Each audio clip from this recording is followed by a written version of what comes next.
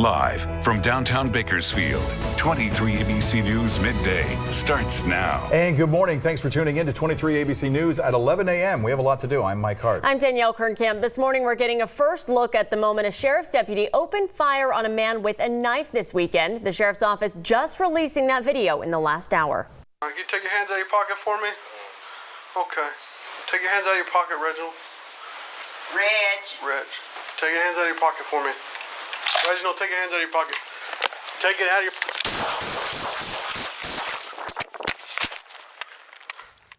your... This video released during a press conference this morning. Sheriff Donnie Youngblood discussing what exactly happened during this shooting early Sunday morning. We have team coverage from Sheriff's headquarters in Oildale. Bayan Wang is standing by with Sheriff Donnie Youngblood. That's right. First, let's go to 23 ABC's Daniela Garrido with more on the video KCSO just released. Daniela? That's right. We're at the Kern County Sheriff's Office headquarters with team coverage on a press conference that just wrapped up 30 minutes ago, where KCSO released that body camera footage of the deputy involved in Sunday's shooting. In that footage, you can see the suspect approach the deputy with a knife, to which the deputy responds by firing about 6 shots. You can take a look at that video now.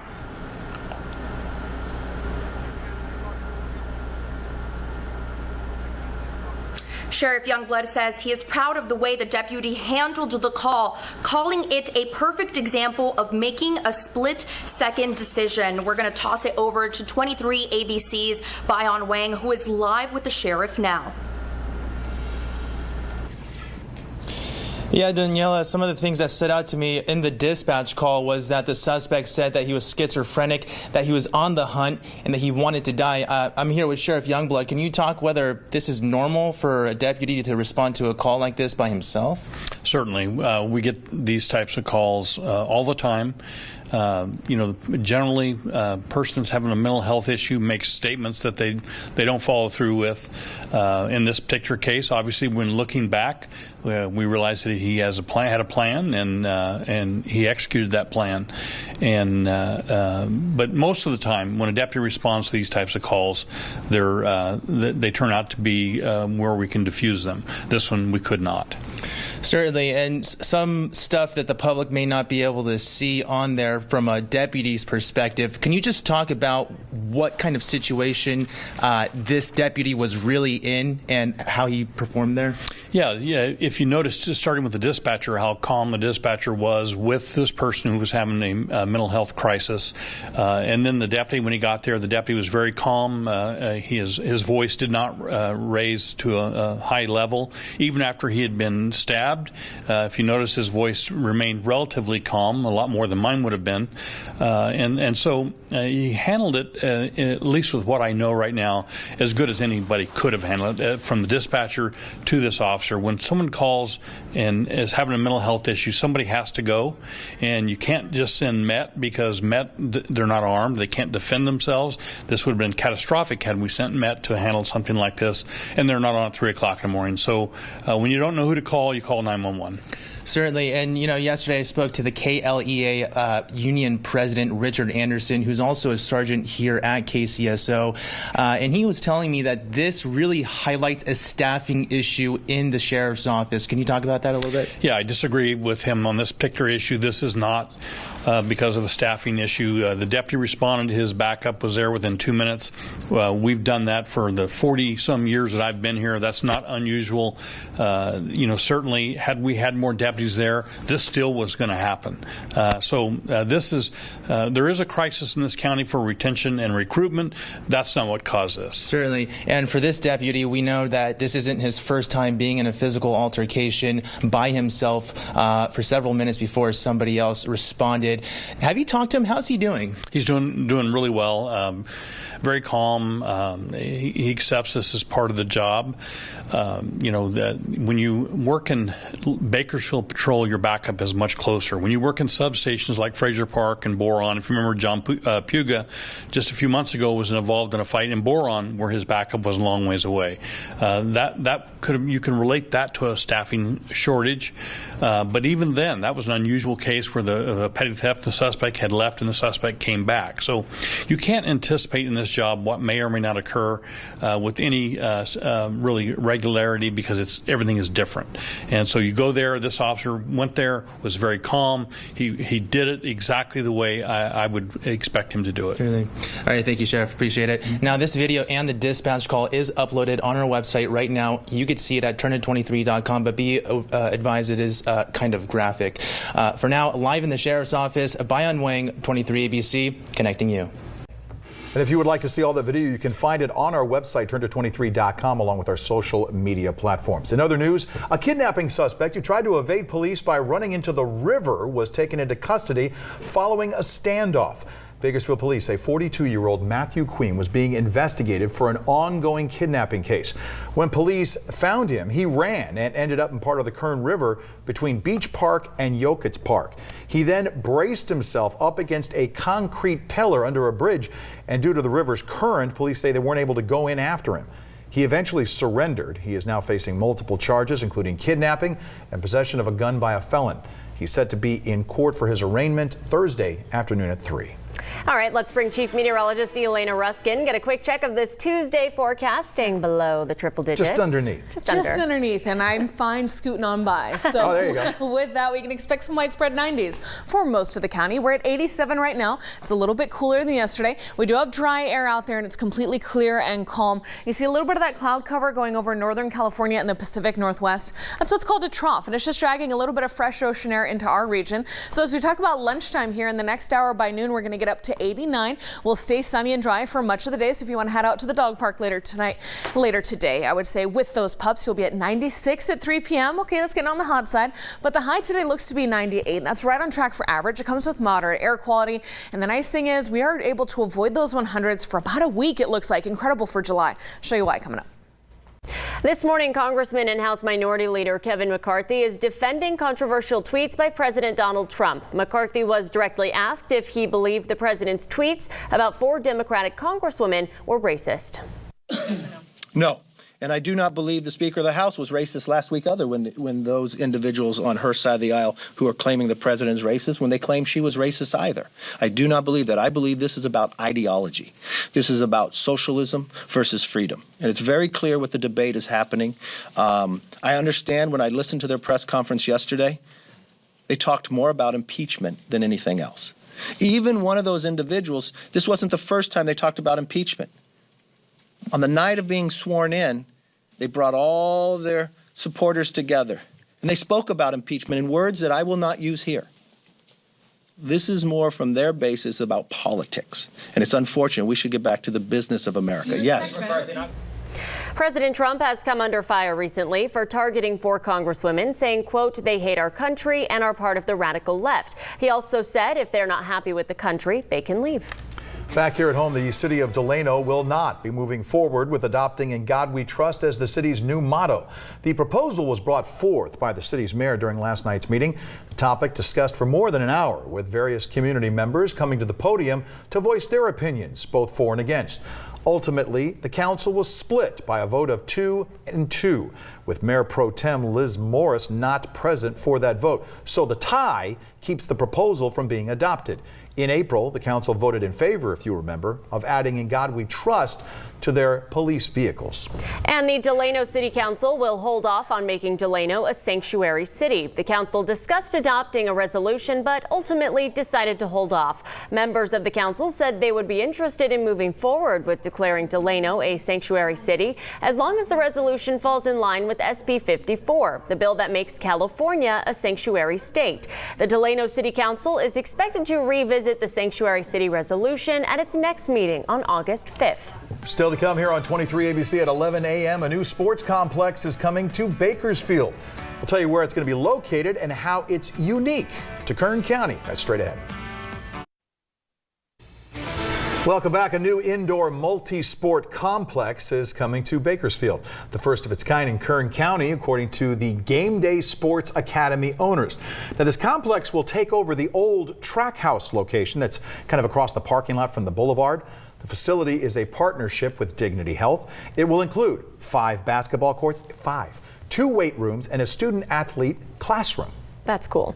A local organization is partnering with the Housing Authority to help bring 500 backpacks to low-income students. She Power is holding a school supply drive to alleviate material costs for low-income families. According to a survey done by Coinstar, around 45% of parents spend between $100 and $300 in school supplies. The drive is focusing on ages 12 through 18 in order to help middle and high school students receive the tools that they need to succeed in school. We saw a need with our juniors and seniors in high school that they're not getting the supplies that they need, or they're not able to attain those supplies because a lot of them have the characters on there, the Dora the Explorer, the children's backpacks. The school drive will continue through August 2nd. All right, let's bring in Elena. And can we say that we have a lack or of low pressure, which is why we're not cooler than we are right now? That's exactly it. So an abundance of high pressure. Look at you. Thank you. Right. There's high pressure off to our east. It's scooted out of the way, so low pressure was able to move to our north, and therefore we've had some cooling. It was 99 yesterday. But you know what? That dropped us out of the 100s for the weekend. Yesterday's forecast was to be right at 100 because it came in at 99. Not only did it break that heat wave, making it not the third day of 100s, but it also started a trend that will keep us in those upper 90s for the next several days. So this is a beautiful camera from Breckenridge looking down into Walker Basin. You see how clear and calm it is out there. And those systems, as they continue to pass to the north, drag a little bit of fresh ocean air on shore, leaving us cooler than we were over the weekend with those triple digits. 80s right now, valley-wide. Look at Pine Mountain Club, still 66 this morning. Low 70s in Fraser Park, Lebec to Hatchby. Mid 70s in Keene and Bear Valley. Some low 80s popping up in the Kern River Valley. Already some 90s in the desert. So looking ahead to later today, we're going to be at about 98 in Bakersfield, 99 in Lamont and Arvin, 97 in Taft, Shafter, McFarland this afternoon. Those temperatures right on track for average. And we're also going to have some low to mid 90s for the Kern River Valley, mid 80s in Hatchby, Lebec and Fraser Park today. Pine Mountain Club, you're going to spend all afternoon getting up to 78. Great temperatures there. Down to the desert, if you like it hotter, Edwards, Cal City, Ridgecrest still in those triple digits today. But I mentioned we're going to try and keep those triple digits out of the way for the valley because we have that high pressure into the east. And so as those systems continue to come on shore to the north, they drag fresh air the next several days, leaving us sunny and seasonal. You see the futurecast is still perfectly calm, but that fresh breeze is what makes the difference. A stronger breeze Friday takes us down to potentially 94 that afternoon, several degrees below our average of 98. We're going to stay there through Saturday, then start warming back up to those average upper 90s next week, and then possibly some 100s after that. But a week here in the middle of July with no 100s, that's awesome. Up in the mountains, low 90s for the Kern River Valley right on through Saturday. Tehachapi, Fraser Park, mid 80s today, low 80s to end your week. That means several hours in the 70s on a Friday and a Saturday. Sold. I was going to say, if you need me, I'll be in Fraser Park. Exactly. I love that. Still to come, Kern County is one of the most obese counties in all of California. So what can we do to fix it? 23 ABC's Scott Sheehan has some suggestions next.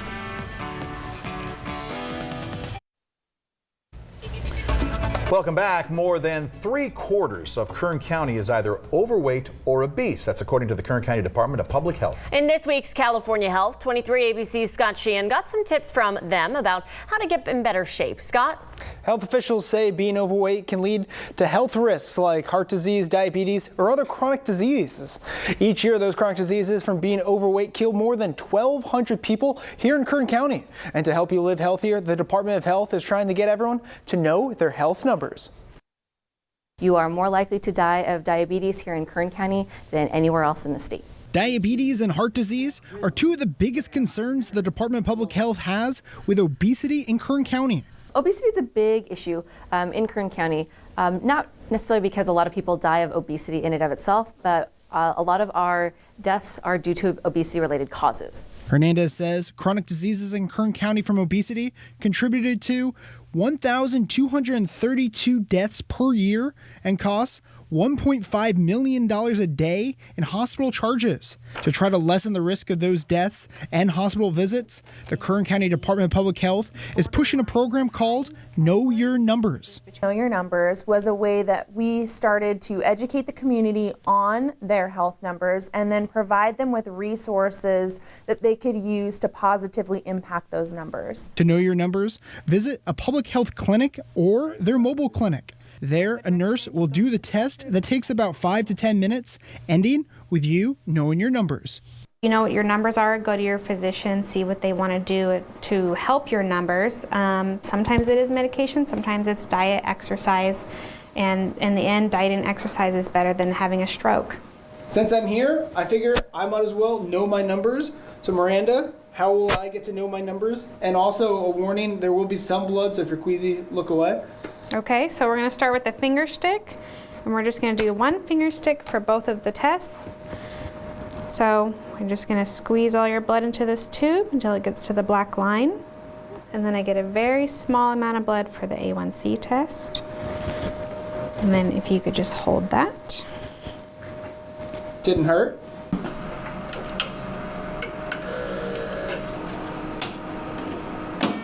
The next step is to wait a couple of minutes while the machine processes your samples. While I waited, I got a Band-Aid. My numbers are back. We're going to go over my numbers. How'd I do? Okay, so your A1C is great and your blood glucose is great. Your A1C is 5.1 and your glucose is 83. Your cholesterol is a little high. It's 213, which is over 200, so you're now considered borderline high for your cholesterol. So you should go to your doctor and discuss that. Kerrigan says the Department of Public Health plans to expand the Know Your Numbers program this summer. And if you have any concerns about your weight or what are your numbers, to visit them. So look for us in your community. Take advantage of the program. It will pay off in the long run. We will equip you with resources so that within your own home you can manage your own health numbers and positively impact your life. An update on me since taking that test. I've tried to cut out the amount of fast food and junk food I eat. I'm also trying to get back on track to eat more vegetables at work rather than our weekly donuts to lower that one bad number that I have. If you're looking for any more information about how you can know your numbers, visit the store on our website at turnto23.com. For California Health, Scott Sheehan, 23ABC, connecting you. Coming up next, one final look at your Tuesday forecast. Time now to send things over to Kelly Pickler and Ben Aaron for a look at what to expect on Pickler and Ben today at 3. Thank you. Our holiday celebration continues. She's a Grammy-nominated singer, and she's so big, she only needs one name. Jewel is stopping by. Plus, it's viral sensation Chewbacca mom spreading holiday joy. Chef Ryan Scott in the kitchen and a kindergarten class with a gift for their janitor so touching it brought him to tears. It's an all-new Pickler and Ben. Back to you. I love Christmas in July. Yeah, it makes you feel like it's not as hot outside. It doesn't do anything to Because I enjoy the stress of Christmas twice a year. So. Oh, that's a good part too. Hey, you know what? Everybody's talking about Prime Day. That's kind of like Christmas in there July. you go. You're ordering There it a is. lot. Santa's coming to your door, giving you stuff that you didn't need anyway. I like that. All right, so hey, let's talk about those temperatures. It's on sale. Get it. May or may not have fallen for a couple of those myself. 80s here on the valley floor. Still some 60s up in Breckenridge and Pine Mountain Club. 70s in Tehachapi and Fraser Park. 80s in the Kern River Valley. And as the day goes on here on the valley floor, these upper 90s are seasonal the next couple afternoons. Looks good. Thank you. That's going to do it for us here at 11 a.m. Have a great day.